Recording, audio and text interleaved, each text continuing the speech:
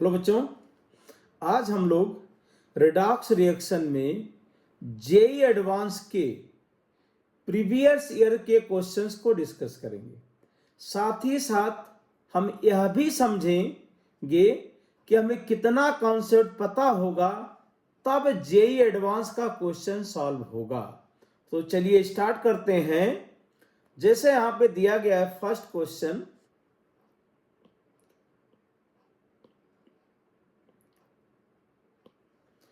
in neutral or slightly alkaline solution 8 moles per manganate anion quantitatively oxidize thiosulfate anions to produce x mole of sulfur containing product.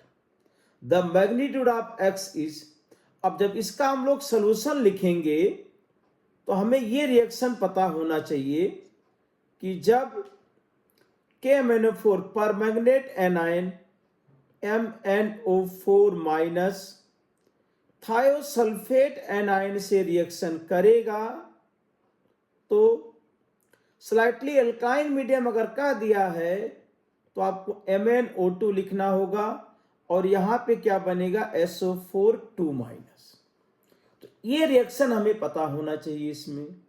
अब इसके बाद हम लोग law of gram equivalent apply करेंगे इसमें। तो law of gram equivalent से हम लिख सकते हैं कि नंबर ऑफ ग्राम, देखिए number of gram equivalent concept आपको पता है और एक फार्मूला ये भी कि यहां पे लिख सकते हैं नंबर ऑफ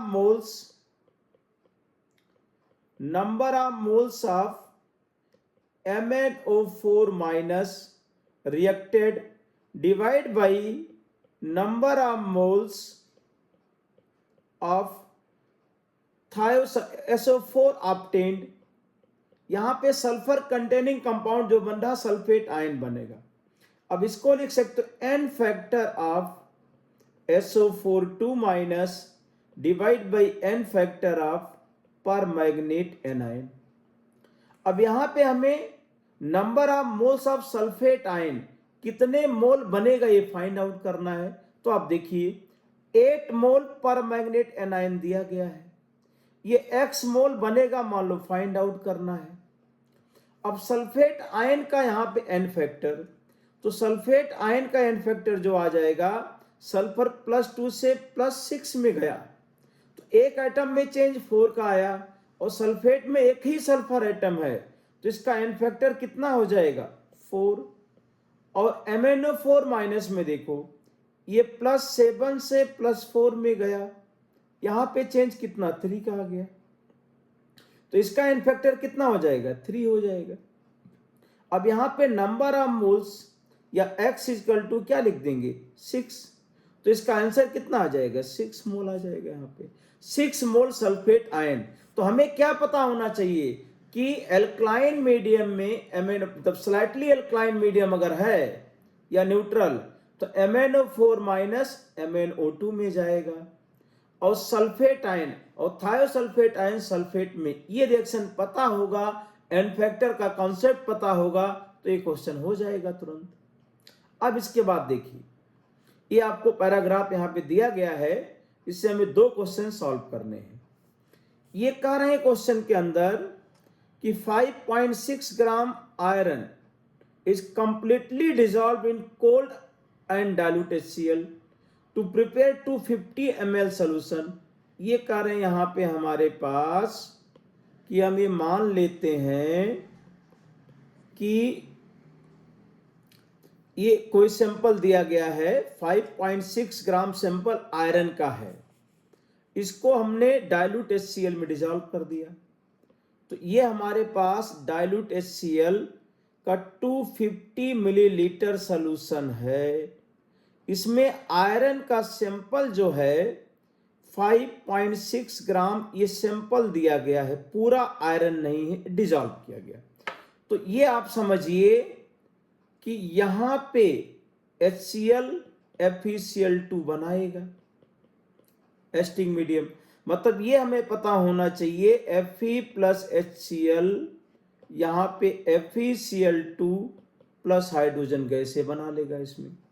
अब आगे क्या कर रहे हैं देखिए कि 25 ml of this solution requires 12.5 millilitre 0.03 molar KMnO4 solution to reach the end point.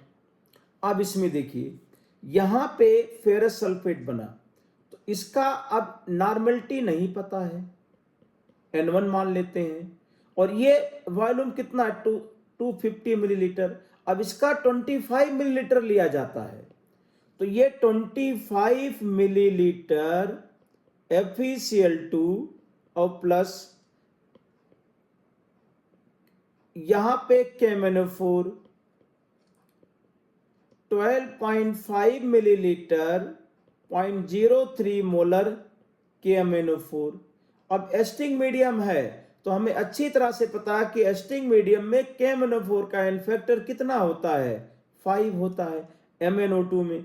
और ये फेरस आयन आप ऐसे समझो, ये जो फेरस आयन है Fe2 प्लस MnO4 माइनस ये Fe3 प्लस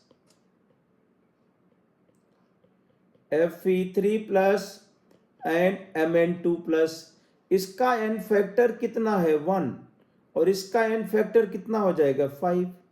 तो अब हमारे पास फार्मूला है यहां पे from law of gram equivalence हम क्या लिख सकते हैं, from law of gram equivalent लिख सकते हैं N1B1 इक्वल टू N2B2। अब फेरस आयन से फेरिक आयन बन रहा है N1B1 इक्वल टू N2B2। अब यहां पे देखिए N1 नहीं पता है, B1 25 है, N1 इंटू 25, N2 कितना हो जाएगा 0.03 इंटू 5, KMnO4 का एन फैक्टर 5 है इंटू 12.5, तो यहां से N1 इक्वल टू आ जाएगा 0.03 इंटू 5 इंटू 12.5 डिवाइड बाई 25। तो इसमें अगर 5 से हम डिवाइड करेंगे तो 0.03 इंटू 5 दूना 10 2.5 आ जाएगा। इसको मल्टीप्लाई करेंगे तो ये 0.075 नॉर्मल, ये इसका नॉर्मलिटी आ जाएगा 0.075। तो यहाँ पे फेरस क्लोराइड जो बना उसकी नॉर्मलिटी कितना आ गया 0.075 आ गया। अब फेरस क्लोराइड का यहाँ पे एन फैक्टर भी कितना है 1 है, तो फेरस क्लोराइड का एन फैक्टर 1 है, तो जो इसका नॉर्मलिटी है वही इसका मोलरिटी है फेरस FeCl2 का, तो इसका जो मोलरिटी आ गया 0.075 आ गया। अब ये पूछ रहे हैं कि number of moles of ferrous ion present in 250 ml solution is this. अब मोलरिटी इसका पता है तो नंबर ऑफ मोल्स डायरेक्ट लिख देंगे यहाँ पे, तो number of moles of ferrous ion या फेरस क्लोराइड दोनों का बराबर होगा number of moles of ferrous ion equal to number of moles of FeCl2, दोनों बराबर है, तो ये M1B1 के बराबर M1 0.075 इंटू B1 की जगह पे 0.25 लिख सकते हैं, लीटर में लेंगे वॉल्यूम यहाँ पे, तो ये नंबर ऑफ मोल्स आ जाएगा 0.1/4, 0.075 इंटू 1/4, ये number of moles of ferrous ion आ गया इसमें डिवाइड बाई 4। तो इसको अब डिवाइड करेंगे, ये मोल्स आया हमारे पास,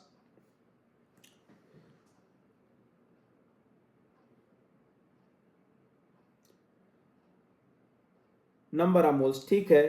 तो आप इसको ऐसा लिख दीजिए 7.5/4 इंटू 10⁻², तो 7.5/4 इंटू 10⁻², डिवाइड कीजिए इसको, तो ये 1.4×8=32, फिर 3 और 0, 4 7 28 1 इंटू 10⁻²।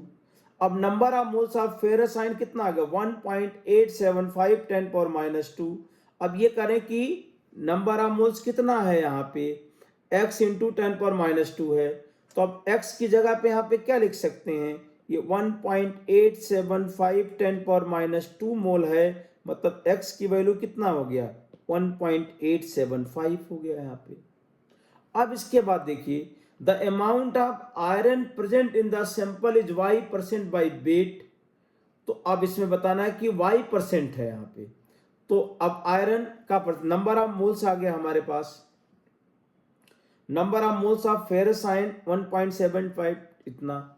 तो अब weight of iron ferrous ion यहां लिख सकते हैं, तो weight of Fe2 plus weight of 1.875 10⁻² into 56 gram हो गया।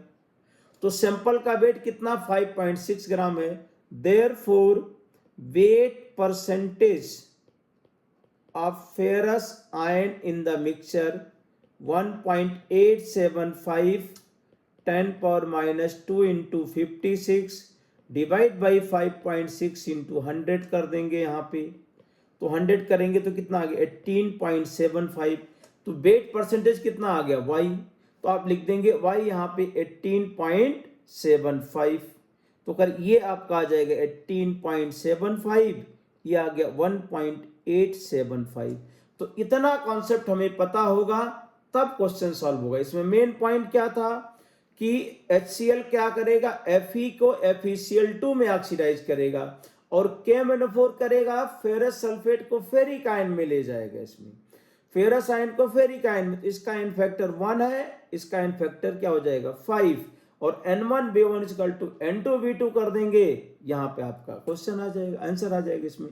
तो अगर ये कॉन्सेप्ट आपको लगाना है तो लाभ ग्राम इक्विवेलेंट जो पढ़ा है कि किसी भी रिएक्शन में gram equivalent same N1B1 N2B2 या N1M1 B1 N2M2B2 ऐसा लिख सकते। ये फार्मूला आप लगाएंगे, याद रहेगा तो आपका क्वेश्चन जल्दी सॉल्व होगा।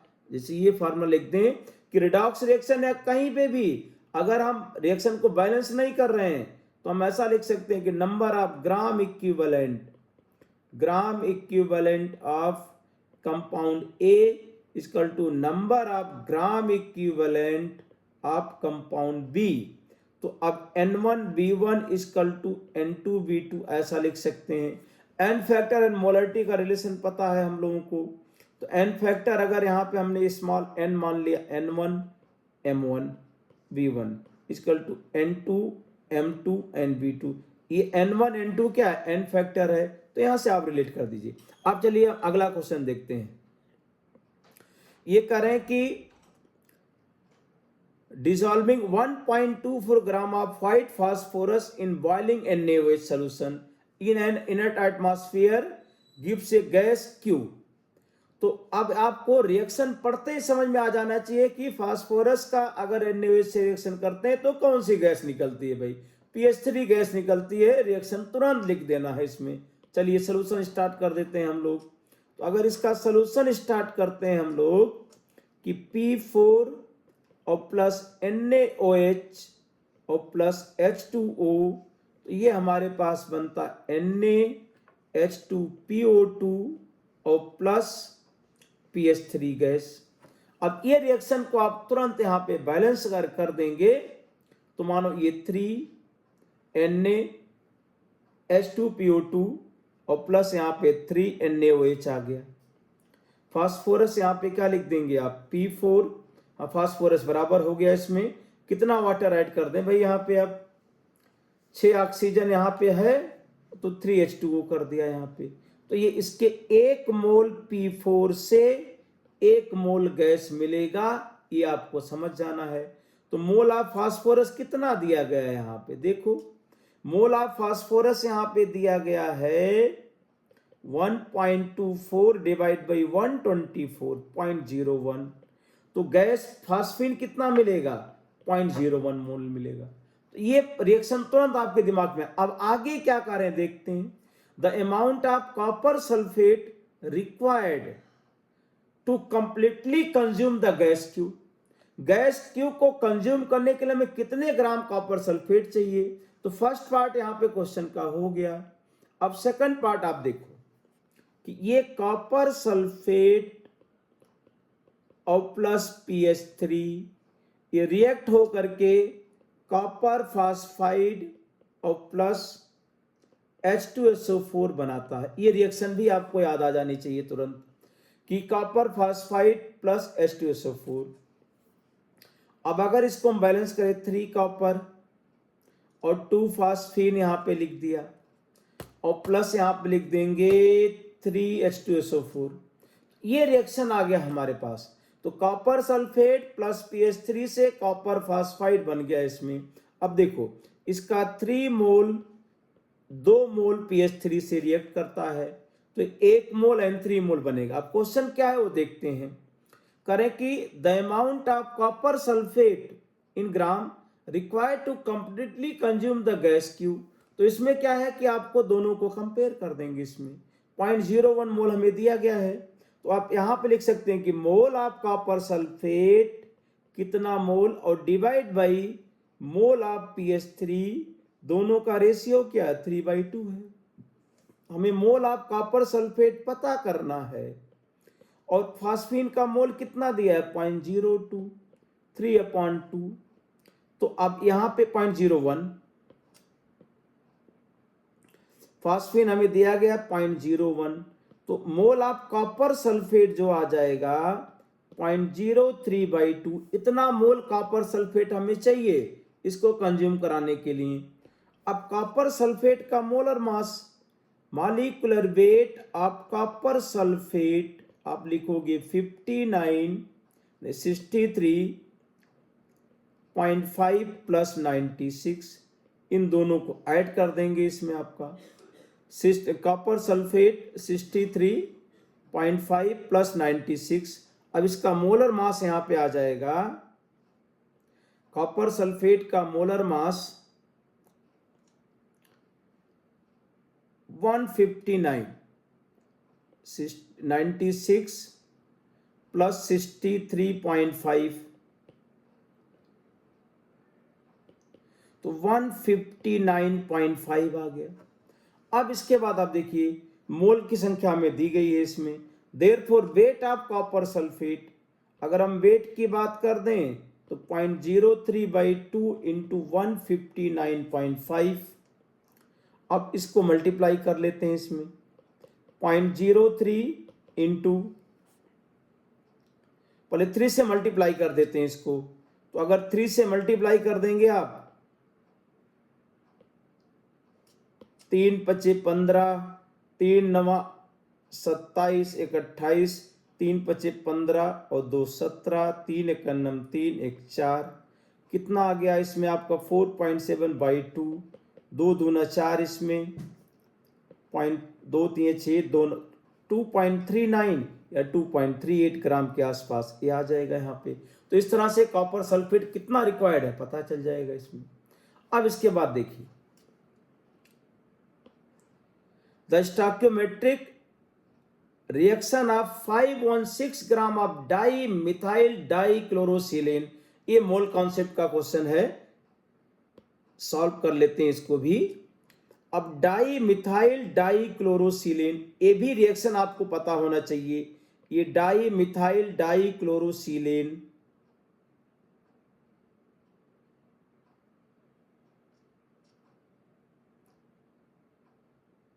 डाईमिथाइल डाइक्लोरोसिलेन, डाईमिथाइल डाइक्लोरोसिलेन, इसका अगर हाइड्रोलिसिस करते हैं तो ये बनेगा डाईमिथाइल, ये डाईहाइड्रोक्साइड सिलेन आ जाएगा। और जब इसका पॉलीमराइजेशन करेंगे तो ये टेट्रामर जब इसका बनेगा, मतलब 4 सिलिकॉन, इसके 4 मोल लेंगे, ये भी 4 मोल, तो 1 मोल हमारे पास ये टेट्रामेरिक साइक्लिक प्रोडक्ट बनेगा इसमें। तो इसका 1 मोल बनेगा, 1 मोल। अब टेट्रामेरिक साइक्लिक प्रोडक्ट क्या हो जाएगा देखिए, टेट्रामेरिक साइक्लिक प्रोडक्ट इसका जो बनेगा silicon oxygen, silicon, silicon oxygen, silicon and oxygen, 4 आ गए और 4 CH3 लगा दीजिए इसमें, CH3, CH3 and CH3। CH3 and CH3, ये हमारे पास आ गया। अब इस कंपाउंड का मॉलिक्यूलर वेट आप पहले फाइंड आउट कर लोगे। तो मॉलिक्यूलर वेट यहाँ पे कितने 8 CH3 हैं, तो 8 इंटू 15 कर देंगे। 4 सिलिकॉन है 4 इंटू 28 कर देंगे, और 4 ऑक्सीजन है 4 इंटू 16 कर देंगे। तो ये 296 इसका मॉलिक्यूलर वेट आ जाएगा। तो और पॉइंट याद रखेंगे कि 4 मोल से 4 मोल अगर ये दिया है तो 1 मोल हमारे पास ये कंपाउंड X बनेगा, जिसका मॉलिक्यूलर वेट कितना 296 है। अब देखिए कि 4 मोल से 1 मोल, अब 516 ग्राम, तो डाई मिथाइल डाइक्लोरोसिलेन का मॉलिक्यूलर वेट पहले फाइंड आउट कर लोगे आप। डाई मिथाइल डाइक्लोरोसिलेन, तो ये हमारे पास molecular weight of di methyl dichlorosilane ये आ जाएगा 15, ये 30 प्लस 28 प्लस 71, ये आप इसको ऐड करेंगे तो 101, 1 यहां पे लिख देंगे आप 71 प्लस 31 एक और 28, तो कितना आ जाएगा 9 to 129, ये 129 यहां पे आ जाएगा 129। अब देखिए 129 आ गया। अभी 516 ग्राम दिया गया है, तो number of moles of dichloro dimethylsilane निकालेंगे। 516 अपॉन 129 कितना आ जाएगा इसका, ये 4 मोल आएगा। ठीक, 4 मोल आ गया। अच्छा, इसका मतलब 4 मोल से 1 ही मोल बनेगा। यहां पे 4 मोल से मैक्सिमम 1 मोल बन सकता है। तो नंबर ऑफ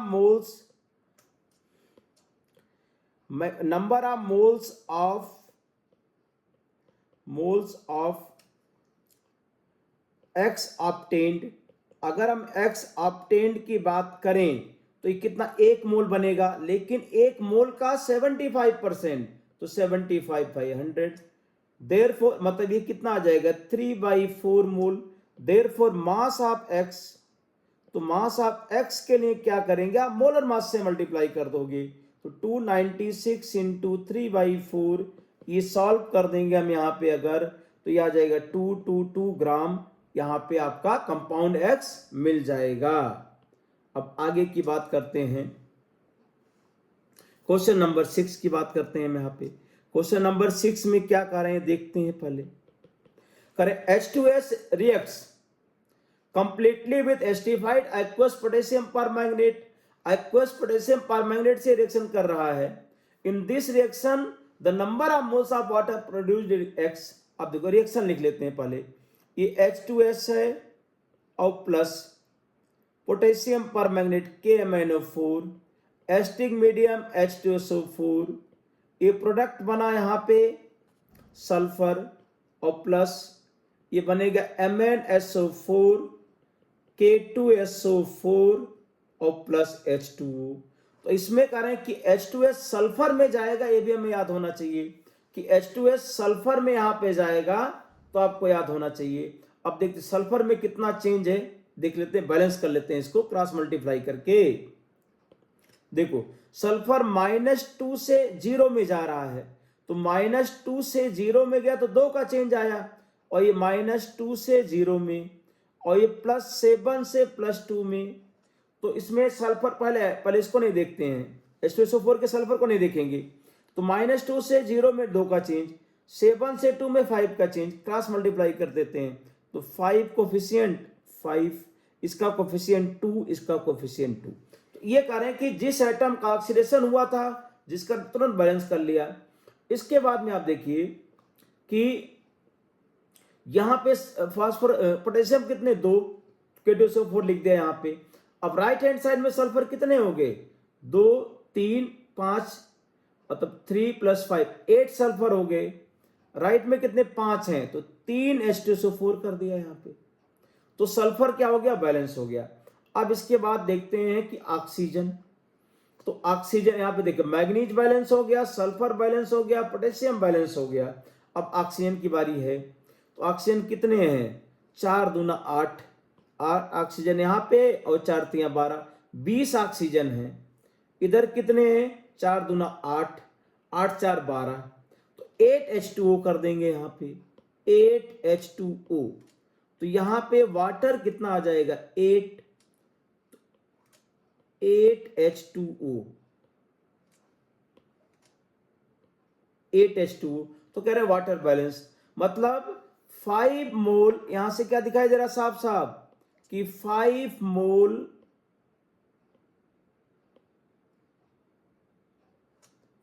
मोल H2S अगर हम लेते हैं तो हमें 8 मोल यहां पे क्या मिलेगा, H2। 5 मोल से 8 मोल H2O मिला।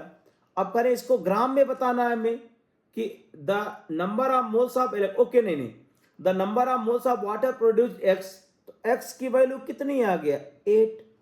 अच्छा, and the number of moles of electrons involve is Y, electron कितने इन्वॉल्व हो रहे हैं, Y हो रहे हैं इसमें। आप अब देखो सल्फर -2 से 0 में गया और 5 सल्फर है, तो 5 सल्फर -2 से 5 सल्फर 0 में, तो इलेक्ट्रॉन कितने इन्वॉल्व हुए, 10।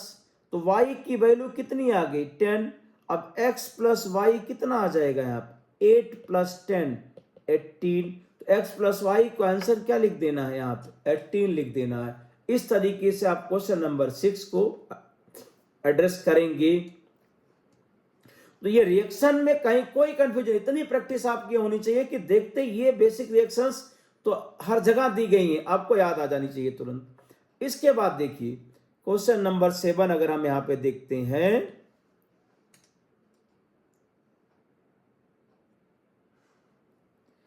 इन chemical reaction between stoichiometric quantities of KMnO4 and KI is weekly basic solution. In weekly basic, what is the number of moles of I2 released for 4 moles of KMnO4। अब देखिए भाई, जैसा question की demand है वैसा reaction लिखेंगे यहां पे। अब वीकली अल्कलाइन अगर है तो KMnO4 किस में जाएगा, MnO2 में जाएगा। अब ये I- को I2 में ले जा रहे हैं तो I2 ही लिखेंगे यहां पे। तो इसमें कहने कि हमारे पास ये MnO4 माइनस और प्लस I- से I2 और प्लस MnO2। इतना अगर आपको समझ में आ गया क्वेश्चन सॉल्व हो जाएगा।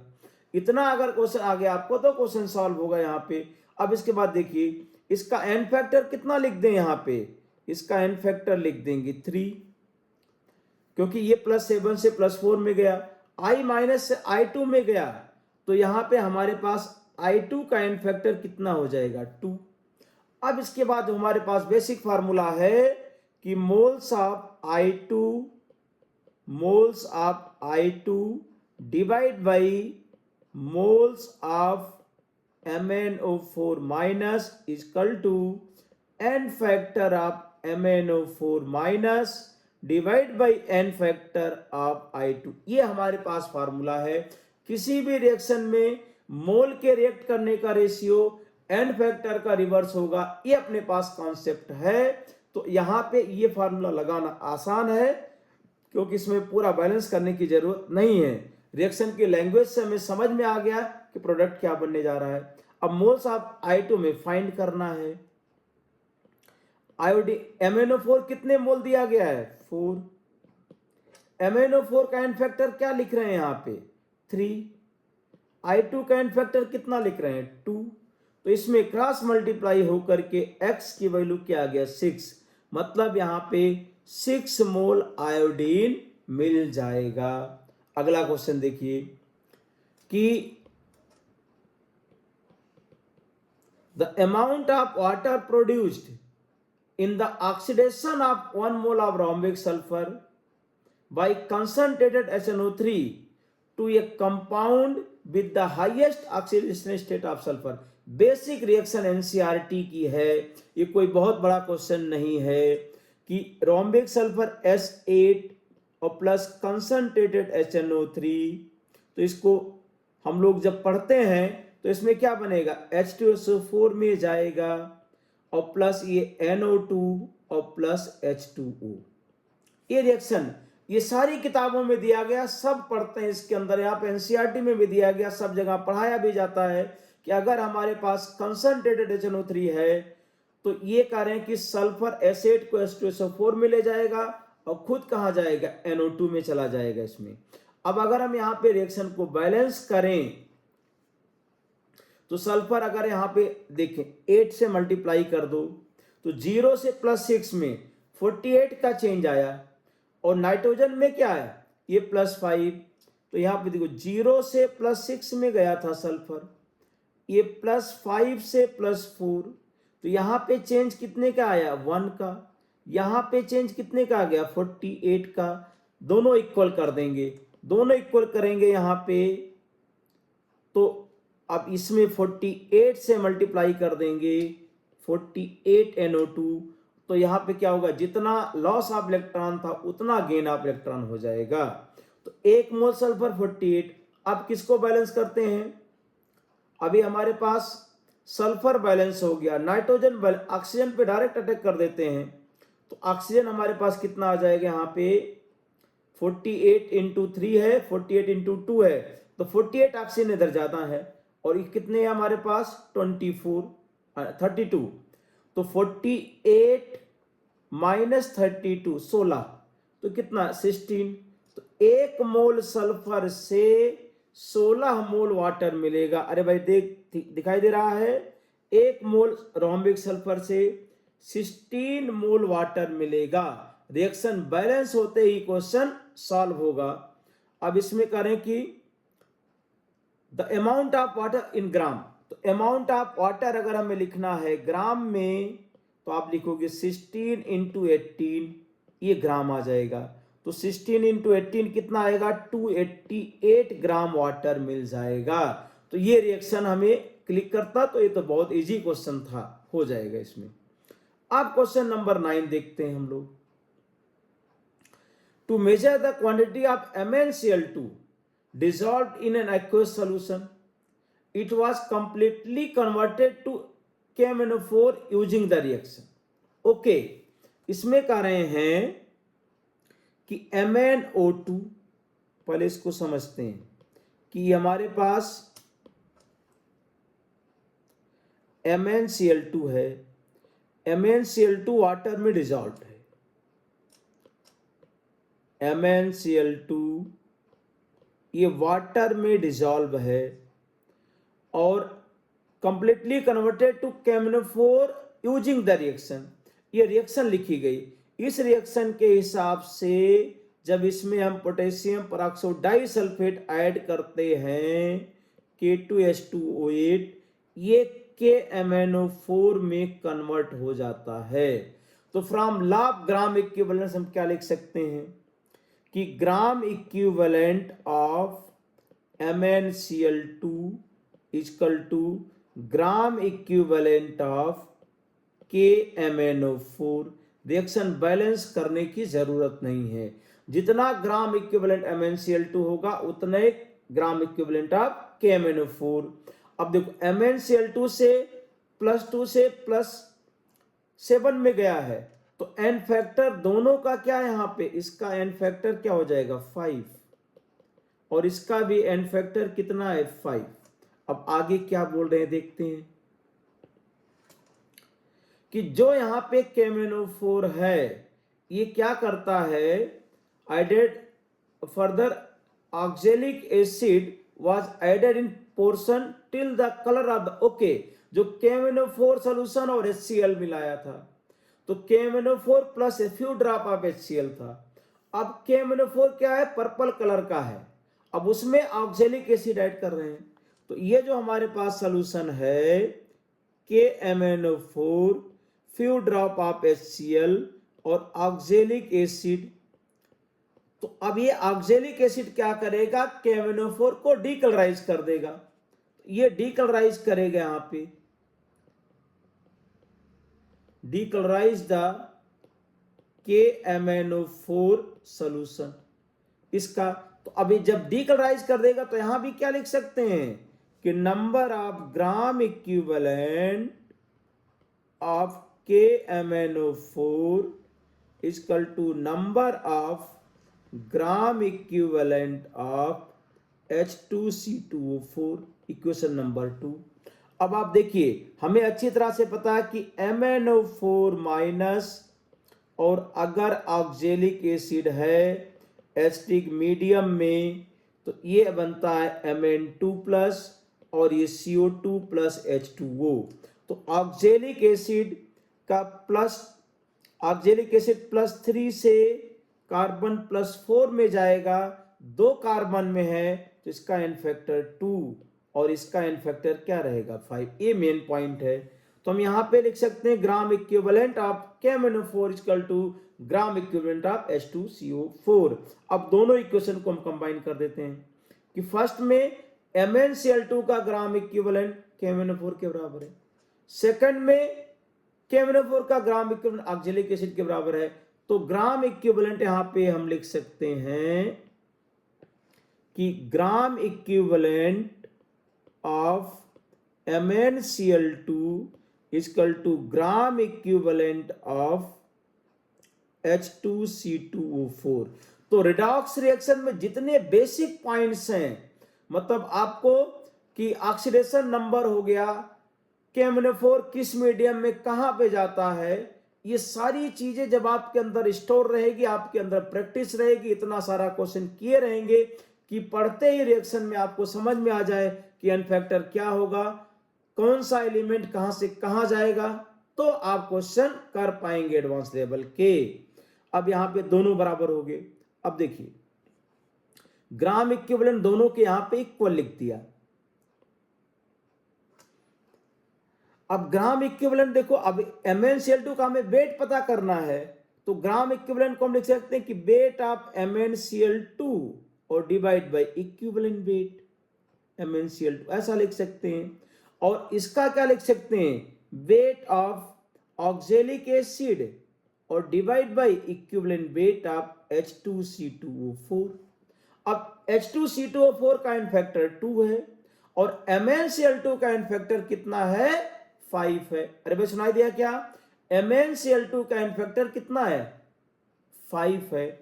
तो MnCl2 का अगर हम इक्विवेलेंट वेट लिखें, ये हमें फाइंड करना है, तो equivalent weight of MnCl2, equivalent weight of MnCl2 लिखेंगे, मॉलिक्यूलर वेट इसका कितना आ जाएगा 55 + 71 और डिवाइड बाई 5 लिख देंगे। अब ये दोनों को ऐड कीजिए, 71 प्लस ये 126/5 और इक्विवेलेंट वेट ऑफ H2C2O4 ये 90/2 45 आ जाएगा।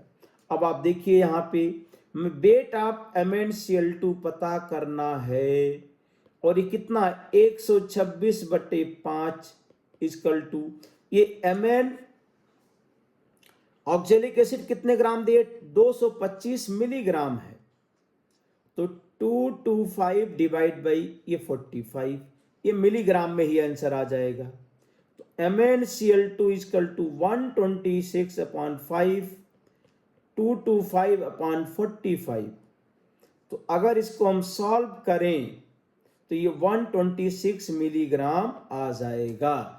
इस तरह से आप लेट के, तो इतना कॉन्सेप्ट जब आपको पता होगा तो आपकी पेन रुकेगी नहीं, और अगर कॉन्सेप्ट नहीं पता होगा तो पेन चलेगी ही नहीं इसमें। तो पेन चले इसके लिए पहले से सारे कॉन्सेप्ट आप स्टोर करके रखिए, तभी आप इस पे अटैक कर पाएंगे, क्वेश्चन को सॉल्व कर पाएंगे एडवांस लेवल पे।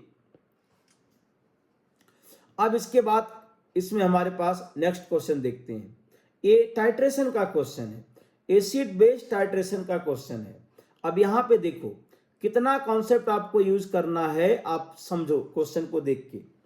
देखिए जब यहां पे करें कि ऑक्जेलिक एसिड सॉल्यूशन है जिसका NaOH के साथ टाइट्रेशन किया जा रहा है और इंडिकेटर क्या फिनोल्फथलीन है, ये हमारे पास 5 मिलीलीटर 0.1 मोलर ऑक्जेलिक एसिड है, इसके अंदर फिनोल्फथलीन रखा है, फिनोल्फथलीन HPH है। अब इसमें NaOH ऐड कर रहे हैं, तो NaOH ऐड करने से न्यूट्रलाइजेशन होगा, pH बढ़ेगा, और pH जब 8 से ज्यादा होगा तो फिनोल्फथलीन अपना कलर चेंज कर देगा। अब pH 8 से ज्यादा कब होगा वो समझते हैं। तो यहां पे देखिए कि अगर यहाँ पे ये पिंक कलर का आ गया इसमें HPH, ये कह रहे हैं कि ये पिंक आया यहाँ पे, तो पिंक आने का मतलब pH ग्रेटर देन 8 हुआ। pH ग्रेटर देन 8 होगा क्योंकि फिनोल्फथालीन अपना कलर 8 to 10 के बीच में चेंज करता। अरे भाई समझ में आया क्या? तो जब मतलब हमारे ऑक्जेलिक एसिड है उसका pH क्या होगा? 7 से कम, तो NaOH ऐड करेंगे तो pH बढ़ेगा। अब देखिए यहां पे जैसे हमने NaOH ऐड किया तो ये H2C2O4 और प्लस NaOH, तो पहले ये न्यूट्रलाइज होगा और न्यूट्रलाइज हो करके NaHC2O4 और प्लस H2O बनेगा। तो पहले ये हमारे पास NaHC2O4 बनेगा। अब मान लो कि अगर ये 5 × 0.1, तो ये अगर आपने इसका 0.5 था, अगर 0.5 आपने फिर मिली इक्विवेलेंट ऐड कर दिया तो ये कितना बन जाएगा? 0.5 ही हमने ऐड किया तो ये 0.5 बनेगा। अब एक एम्फीप्रोटिक आ गया तो इसका pH का फार्मूला pKa1 और pKa2/2। तो एम्फीप्रोटिक आया तो इसका क्या है? हाइड्रोलिसिस भी होगा और आयोनाइजेशन भी होगा, तो इसका pH pKa1 प्लस pKa2/2 आ गया।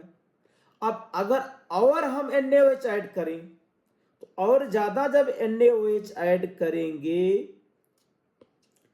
तो ये NaHC2O4 और प्लस NaOH, तो ये क्या बनेगा यहाँ पे? NaC2O4। तो जब अगर मान लें हमारे पास ये 0.5 NaOH और ऐड किया हमने, तब ये फाइनली 0 इसका 0.5। अब ये सॉल्ट किसका बन गया कि जब हम यहाँ पे NaOH ऐड करेंगे, जब तक ये कंप्लीट न्यूट्रलाइज नहीं हो जाएगा तब तक क्या होगा? इसमें आपका pH 7 के ऊपर नहीं जाएगा, इसमें कम से कम Na2CO4 बनना चाहिए। तो जैसे ये Na2CO4 बना तो इसके pH का फार्मूला pH = pKa और प्लस 7 प्लस 1/2 pKa2 और प्लस 1/2 log C, ये फार्मूला लगेगा। अब pH ग्रेटर देन 7 होगा तो इसमें कह रहे हैं कि कंप्लीट न्यूट्रलाइजेशन मतलब Na2CO4 बनना चाहिए, तभी pH ग्रेटर देन 7 या ग्रेटर देन 8 होगा, तभी फिनोल्फथालीन अपना कलर चेंज करेगा। अब ये कॉन्सेप्ट इसके अंदर है, लेकिन बात को यहां पे ऐसा सुनिए, ये कह रहे हैं कि अगर हमने 12.5 ml डाला तो फिनोल्फथालीन क्या अपना कलर चेंज कर दिया, मतलब एसिड पूरा न्यूट्रलाइज हो गया, ऐसा समझिए। सॉल्ट बन गया और कुछ बेस भी बन गया। अरे सुनाई दिया? लेकिन फिर कह रहे हैं कि 12.5 ज्यादा हो गया, फिर कुछ कम करो, 10.5 डाला तब भी कलर चेंज कर गया। इसका मतलब 12.5 ml डालने की जरूरत नहीं है, 10.5 पे ही फिनोल्फथालीन ने कलर अपना चेंज कर दिया। लेकिन कह रहे और थोड़ा कम करो, तो कह रहे कि 9 ml डाला तो 9 ml पे भी फिनोल्फथालीन ने अपना कलर चेंज कर दिया, मतलब फर्स्ट एक्सपेरिमेंट में ज्यादा ही NaOH ऐड कर दिया, थोड़ा कम किया, फिर तीसरे एक्सपेरिमेंट में 9 मिलीलीटर, चौथे एक्सपेरिमेंट में 9 मिलीलीटर, पांचवें में 9 मिलीलीटर, मतलब 9 मिलीलीटर ही सफिशियंट है। तो 9 मिलीलीटर से ही क्या हो रहा? कलर चेंज हो जा रहा है इसमें। तो NaOH के कितने मिलीलीटर चाहिए हमें? केवल 9 मिलीलीटर चाहिए। और N1B1 = N2B2 लिख सकते हैं यहाँ पे। तो अब यहाँ पे कंप्लीट न्यूट्रलाइजेशन जब हुआ तो हम यहाँ लिख सकते हैं N1B1 = N2B2। अब ऑक्जेलिक एसिड का एन फैक्टर 2 है तो इसका एन फैक्टर N1 और मोलरिटी M1B1 = NaOH का एन फैक्टर 1 है, N2 × M2NB2। अब इसका एन फैक्टर 2.1 × 5, इसका एन फैक्टर 1, मोलरिटी पता करना है, वॉल्यूम 9 ml डाला तो मोलरिटी कितना आ जाएगा इसका? 1/, ये आ गया 9.25 × 1/9, 1/9 मतलब 0.11। तो जो सोडियम हाइड्रोक्साइड आया उसका मोलरिटी कितना होना चाहिए? 0.11। What is the concentration in molarity of sodium hydroxide? तो इसका आ जाएगा 1/9 मतलब आ जाएगा 1 मोलर NaOH सोल्यूशन। तो इतना आपको सोचना था कि यहाँ पे ऑक्जेलिक एसिड क्या होगा, कंप्लीट न्यूट्रलाइज हो जाएगा, तब ये अपना कलर चेंज करेगा। हमने यहाँ पे कुछ क्वेश्चंस डिस्कस किए। अब इसके बाद में हम अपने अगले वीडियो में जेई मेंस में जो क्वेश्चन पूछे गए हैं उसको डिस्कस करेंगे। तो उससे क्या होगा कि आपको ये आइडिया पता चलेगा कि हमें कितने कॉन्सेप्ट पता होना चाहिए। उसके बाद में फिर मैं एक रिवीजन क्लास रखूंगा रेडॉक्स रिएक्शन की, जिसमें हम ऑक्सीडेशन नंबर भी बताएंगे और ग्राम इक्विवेलेंट कॉन्सेप्ट अप्लाई करके रेडॉक्स टाइट्रेशन में क्वेश्चन कैसे सॉल्व किया जाता है और कितने एलिमेंट, कितने कंपाउंड, कितनी रिएक्शंस का हमें प्रैक्टिस होना चाहिए कि एन फैक्टर देखते ही समझ में आए, तब हम रेडॉक्स रिएक्शन के questions JEE Main and advance में सॉल्व कर पाएंगे। आज इस लेक्चर में अभी इतना ही, आगे हम जेई मेन एंड कॉन्सेप्ट भी कवर करेंगे। Thank you.